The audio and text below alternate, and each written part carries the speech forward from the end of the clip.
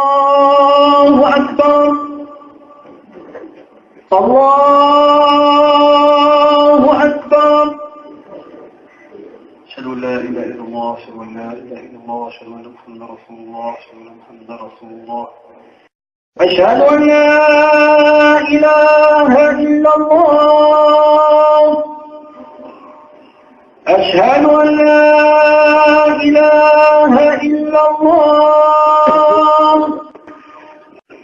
أشهد أن محمدا رسول الله أشهد أن محمدا رسول الله حي على الصلاة حي على الصلاة حي على الفلاح حي على الفلاح الله أكبر الله أكبر لا إله إلا الله.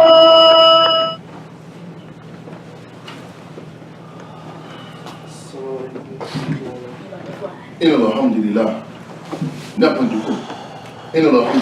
نحمده ونستعينه ونستغفره ونعوذ بالله من شرور أنفسنا ومن سيئات أعمالنا من يهد الله فلا مضل له ومن يضلل فلا هادي له وأشهد أن لا إله إلا الله وحده لا شريك له وأشهد أن محمدا عبده ورسوله صلى الله عليه وسلم.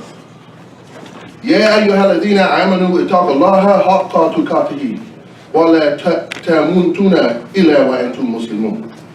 يا أيها الناس اتقوا ربكم الذي خلقكم من نفس واحدة وخلق من زوجها وبعث منهم رجالا كثيرا ونساء واتقوا الله الذي تسألون به والأرحام إن الله كان عليكم رقيبا. يا أيها الذين آمنوا اتقوا الله وقولوا قولا سديدا يصلح لكم أعمالكم يغفر لكم ذنوبكم ومن يطع الله ورسوله فقد فاز فوزا عظيما. أما بعد فإن خير الحديث كتاب الله وخير الهدي هدي محمد وشر الأمور محدثاتها وكل محدثة بدعة وكل بدعة ضلالة وكل ضلالة في النار. All praises be to Allah. We seek His help and His forgiveness. We seek refuge with Allah from the evils of our own souls and from our bad deeds. Whomsoever Allah guides will never be astray, and whomsoever Allah leaves astray, no one can guide. I bear witness that there is no God but Allah, having no partners, and I bear witness that Muhammad ibn Abdullah is His messenger. Sallallahu alayhi wa sallam. O you who believe, fear Allah as he should be feared, die not in the state of Islam. O mankind, be dutiful to your Lord, who created you from a single person, and from him created his mate. And from them both he created many men and women. And fear Allah through whom you demand your mutual rights. And do not cut off the kinship. Surely Allah is ever watcher over you. And O you who believe, keep your duty to Allah and fear Him, and speak always the truth. He will direct you to righteous deeds and will forgive you of your sins. And whomsoever obey Allah and His messenger has indeed achieved a great achievement. The best speech is the book of Allah, and the best guidance is the guidance of Muhammad sallallahu alayhi wa sallam.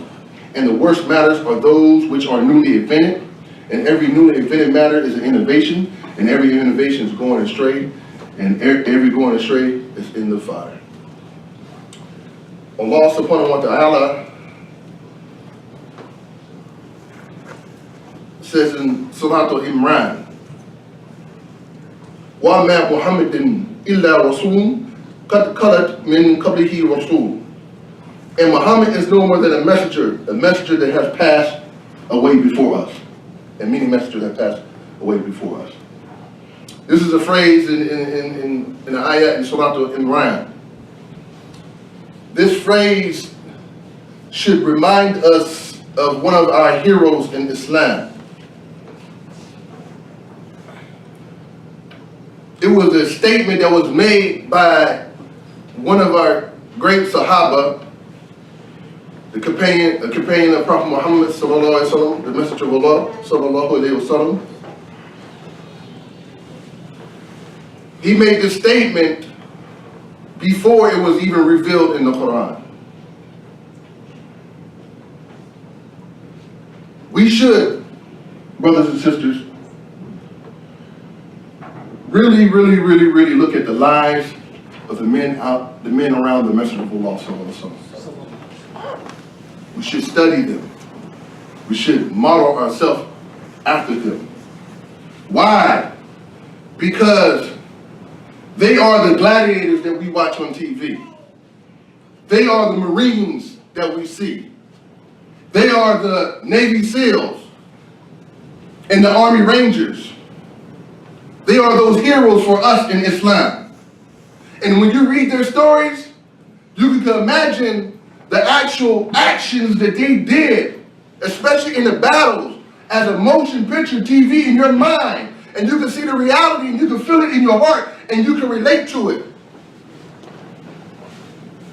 So it's very important because these individuals have earned the dua, radiyallahu anhum. May Allah be pleased with them. They earned the rada, the pleasure of Allah subhanahu wa ta'ala.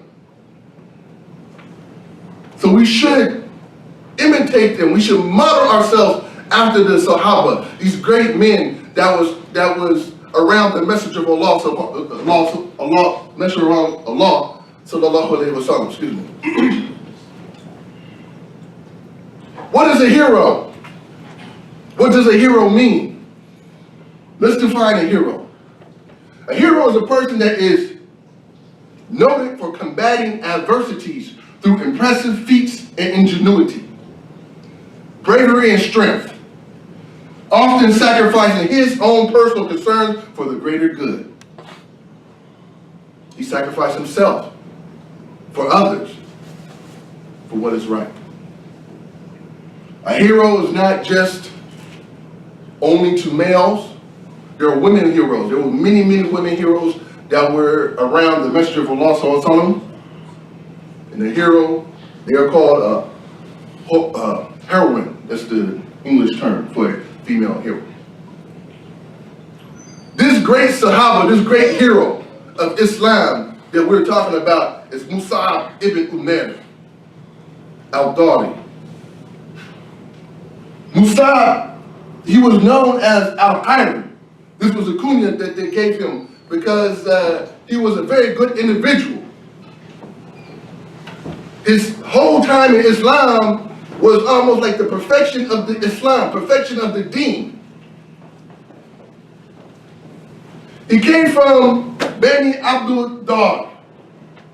And Bani Abdul Dar was known for carrying the standard, the flag, in the battles when the Quraysh went out to fight.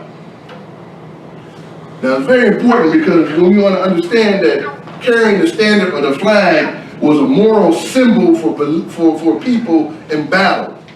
And when that flag fell down, the people assumed that they were losing the battle. So when the flag stood up and it was holding high, and this is many battles in different communities and culture of people, that was a reflection of the people to fight on, to move on, that we're winning. We're establishing this battle. We're winning this battle. So the flag stood high, which landed him one of the honors of holding Mus'ab ibn Umayr holding the flag in the Battle of Uhud. Mus'ab ibn Umayr was a youth in Islam. He was one of our youth in Islam. He was born in wealth, extreme wealth, extreme wealth. His family had influence on the society because of their wealth. He was dressed in the best of clothes, you know, like the Gucci and the Versace and the things that we wear today. Best of the clothes. But not only that, his wealth went to another level because all his clothes were tailored. They were tailored. His shoes was even tailored and sent from Yemen, like you would buy shoes from Italy right now. This is the type of wealth that he had. He ate the best of food. They said that he had a sweet fragrance that you could smell blocks away. They said the women used to line up just to see, because he was a handsome man. He was a handsome young man. And when he took his shahada, when we get to it in a minute, he was only in his late teens. So we're talking about a person around 16, 17, 18 years old. He was the best amongst the youth in the Quraysh. They even would allow him to sit amongst the council of elders when they counsel about issues. They was raising him up to be a leader. Mus'ab. One of the beautiful traits of Mus'ab ibn Umayr is that his heart was not attached to the materialism. It was nothing to him. He wasn't attached to it. Unlike most of us, money, even though we say it's an issue for us. We do a lot of things for wealth. It wasn't an issue for him. He heard that there was an individual that came with a new faith, and they were teaching people in a house called Dar al-Akram. And Dar al-Akram is virtually the first madrasa for the Muslims. So where the early Muslims used to learn the deen, is where Prophet Muhammad, the Messenger of Allah sallallahu alaihi wasallam, used to teach the earlier Muslims. And when we're talking about the early Muslims, we're talking about maybe a couple handful of Muslims. A couple handful. It wasn't very large. Dar al-Akram is the house of Akram ibn Abi Akram. And he was the eighth companion that took Shahada. So he took Shahada very early. And where his house was, it was situated kind of like in a back alley next to Mount Safa, where it was easy for people to come in and out, well, without eluding people noticing them from coming in and out the house. Mus'ab heard about this, and he was curious about the message that he was teaching. So he began, a youth, to go to Dar al-Akram. He didn't go with anybody. He went by himself. Nobody told him to go. He didn't ask anyone. He just went. He heard the message of Allah. He heard the message for the Messenger of Allah, sallallahu alaihi wasallam, and he immediately became Muslim and took Shahada. This is a lesson for us. He didn't wait. He didn't say, oh, it sounds good, I can believe in that, but he immediately took Shahada and became Muslim. He began to counsel with the Rasulullah sallallahu alaihi wasallam,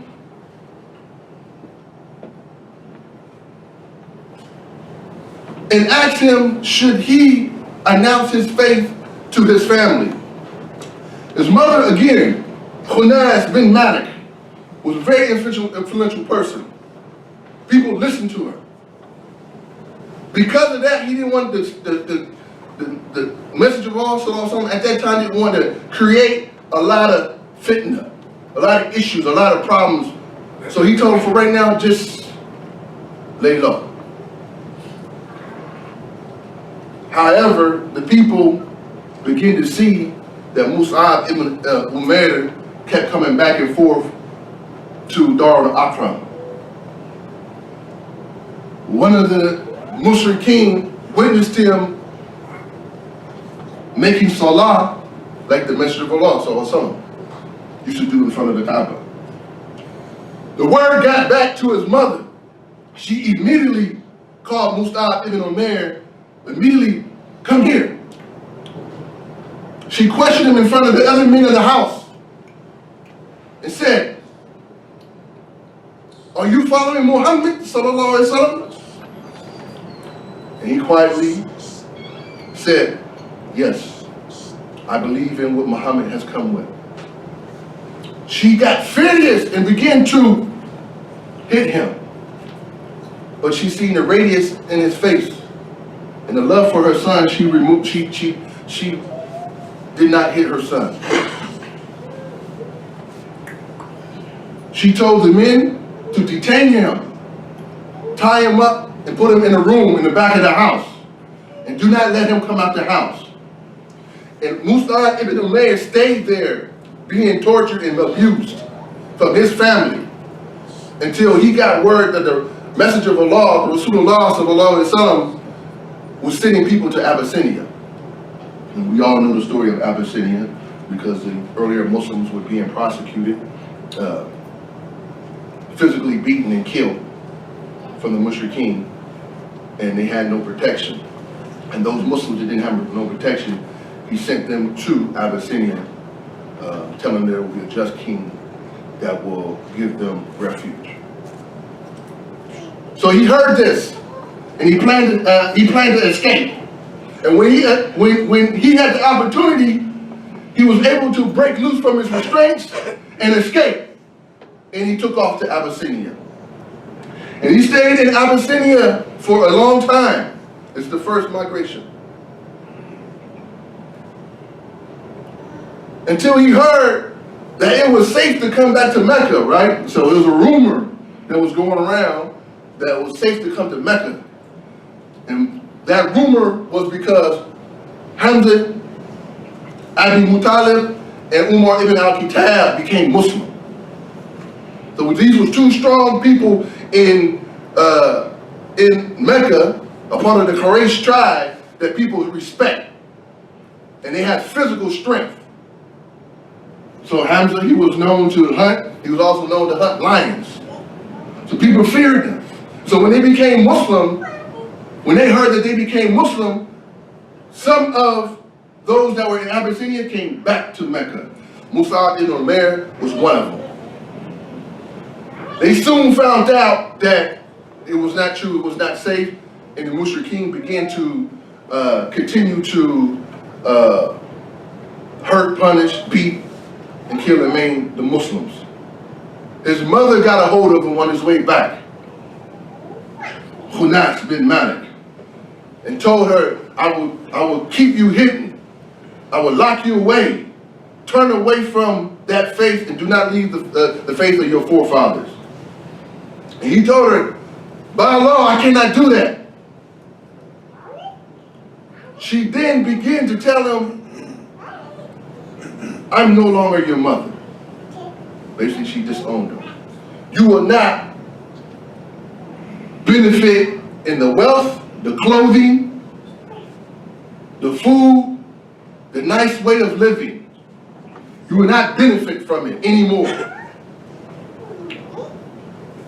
Mus'ab ibn Umayr begged his mother, please believe in Allah, that there is no God but Allah, and Muhammad is his messenger. He begged her. She swore by the stars, by the astrological, that she would never leave the faith of her forefathers. This was a sacrifice of Mus'ab ibn Umayr because we could relate to this because many people in this society in America, United States of America, we know Muslims that are disowned for their family because they accept Islam. We know Muslims, we know, many of you may not remember, some of you may remember, when the Twin Towers came down in New York, many of the Muslims were prosecuted. Many white Muslim females were beaten and marked by their family. There was an incident in Southern California where a white Muslim female was branded by her own brother because she became Muslim. These stories continue. It's the same. His sacrifice was he left his family, he left his wealth. It hurt him.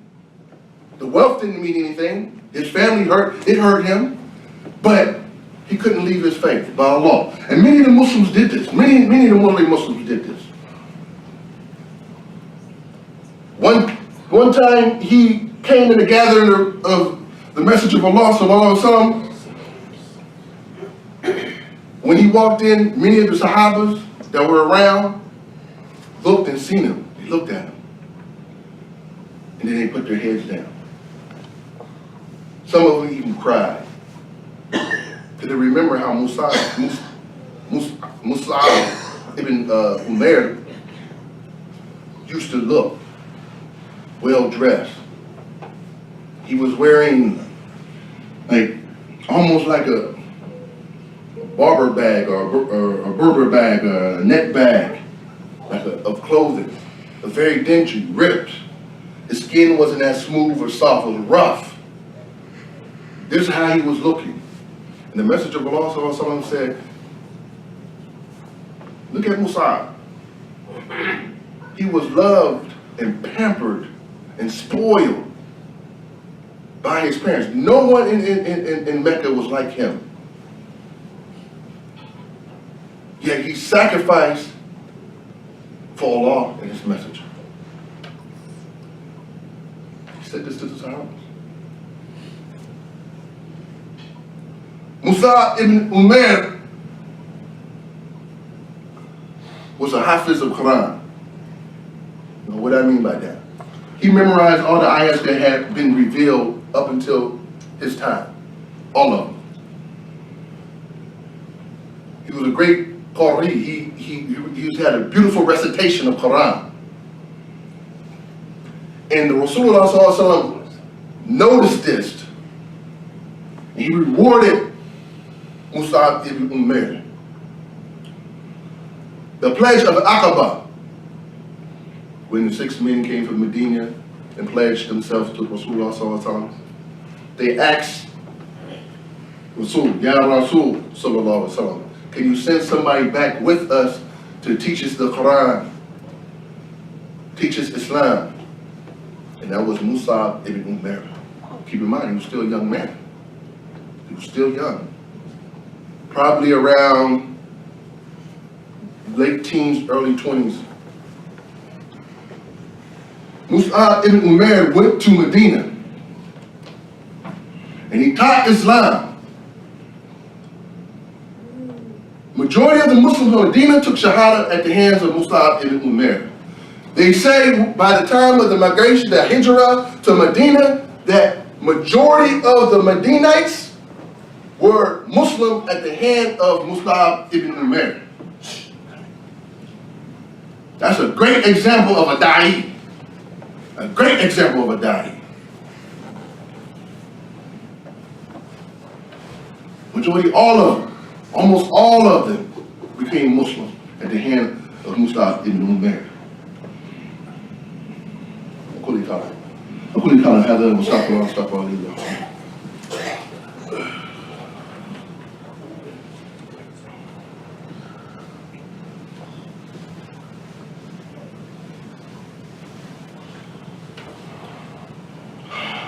Alhamdulillah wa salatu wa salam ala khayr Muslim Muhammadin wa ala alihi wa sahbihi ajma'in.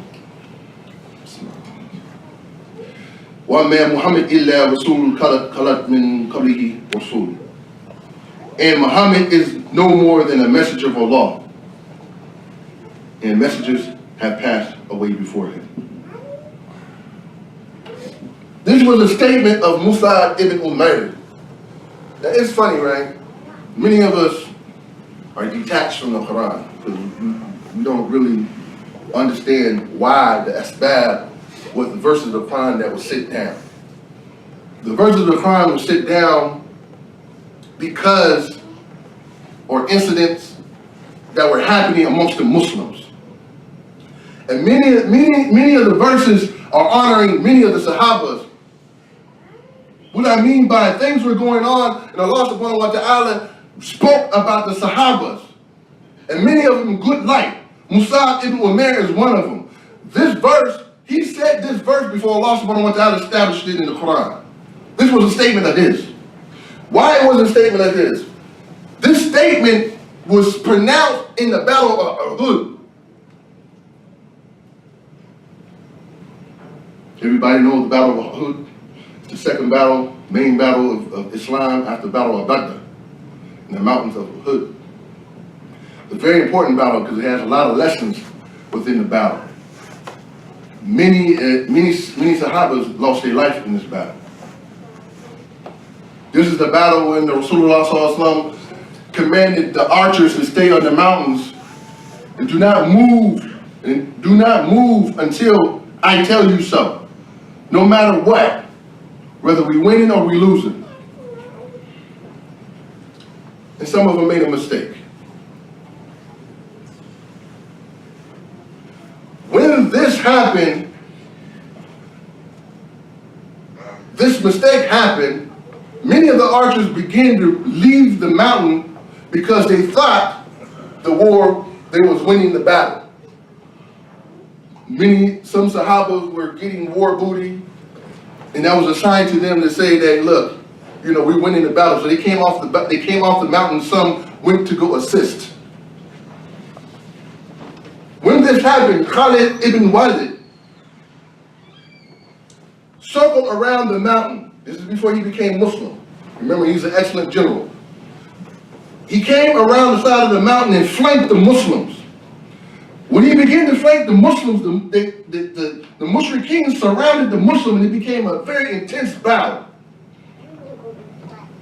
The Prophet Muhammad SAW were caught in the middle of that battle. It was like 9 Sahabas that was around him fighting fiercely to keep the Mushrikeen off of him. Now I always imagine this in my mind because it's a deep battle. 9 of those Sahabas, 7 of them lost their life. 2 of them continued to fight, but they talk about in the description of Hadith about the cuts and the lacerations and the blood dripping from them, like Talha ibn Ubayd and Sa'd ibn Abi Waqqas. They were defending the Rasulullah sallallahu alaihi wasallam. And the Mushrikeen were trying to kill him. In this, Mus'ab ibn Umayr seen this. He grabbed the flag. Remember, he comes from the tribe of Bani Abdullah that used to keep the standard, the flag, and hold the flag high. The Rasulullah gave him that honor amongst the Muslims in the battle of Uhud. He had the flag in his hand, his right hand, and got on his horse, and he rode. And his idea was to make the Mushrikeen think that he was the Prophet Muhammad sallallahu alaihi wasallam. Why? Because his body frame was very similar to the Rasulullah sallallahu alaihi wasallam. He was his built, his complexion, his height. It was very similar to the Rasulullah sallallahu alaihi wasallam. He had to make a decision. That was a split decision in the middle of a battle. Because he'd been one that said, no, I'm not going to do this. I'm going to continue fighting over here. That's a sacrifice that he made.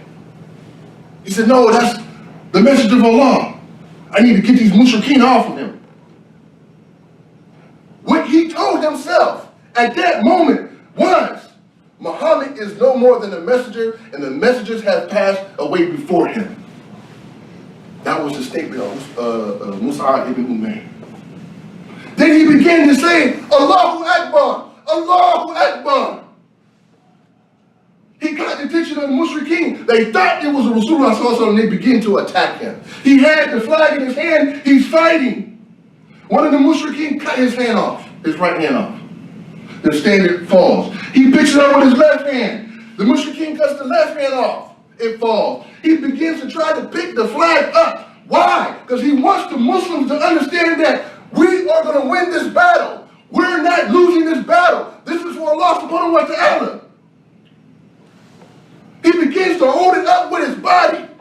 They begin to stab him, and they killed Mus'ab ibn Umayr. He was one of the martyrs of Islam.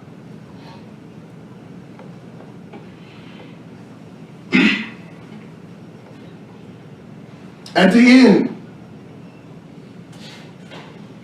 when the Muslims were gathering many of the martyrs of Islam and burying them, they would bury them with the clothes and the cloth that they had on their bodies. Mus'ab ibn Umayr only had one piece of clothing that didn't fit fully. And when they would cover him, they tried to cover his head, his feet would show. When they cover his feet, his head would show. And the Rasulullah saw someone said, cover his head, and he put grass over his feet, and they buried him. Then the Rasulullah said, which is another verse in the Quran, in Surah Al-Ahzab, مِنُ الْمُؤْمِنِينَ رِجَالٌ صَدَقُوا مَا عَاهَدُوا اللَّهَ. Among the believers are men who have been true to their covenant with Allah.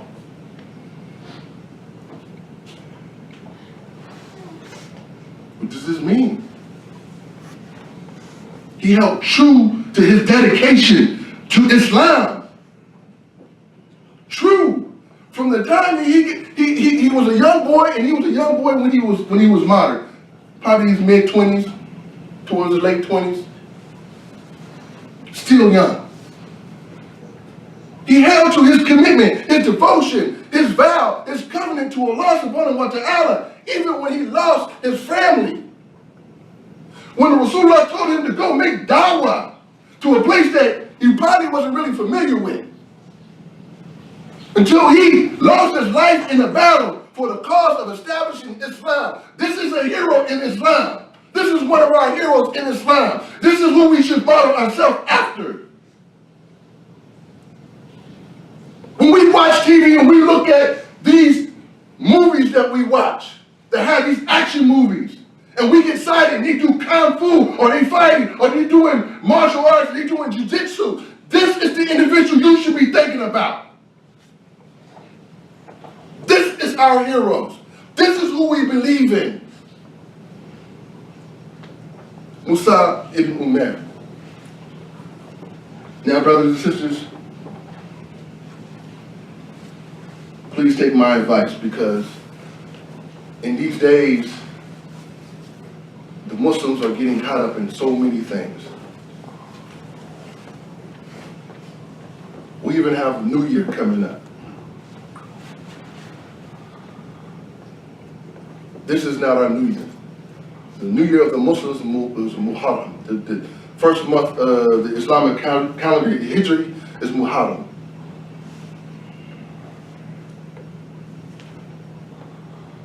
Do we have a New Year's Eve? Yes, I mean, the day before Muharram.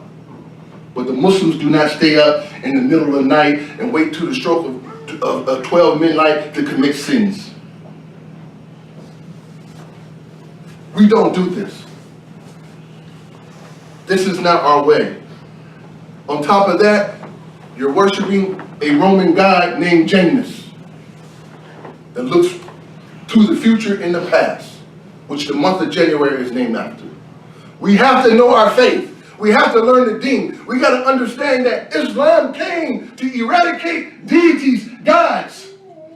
When you say La ilaha illallah, there is no God but Allah, you can't be standing up in the middle of the night waiting for that 12 midnight, doing New Year's resolutions and things of that nature. Our resolution is tawbah. Tawbah to Allah subhanahu wa ta'ala. If you commit a sin, you do tawbah. That's our resolution. We have to understand our faith. سبحانك اللهم وبحمدك أشهد أن لا إله إلا أنت أستغفرك وأتوب إليك. ربنا آتنا في الدنيا حسنة وفي الآخرة حسنة وقنا عذاب النار. Imam Naeem Abdullah of Masjid Al-Mu'min and Nur Zaman Institute is available for speaking engagements. You can contact Imam Naeem Abdullah at the following: via telephone at 267-388-0823, or write him at 537 Paulson Avenue, Pittsburgh, PA 15206, or via email at imamnaeem@nurzamaninstitute.org. Bismillah.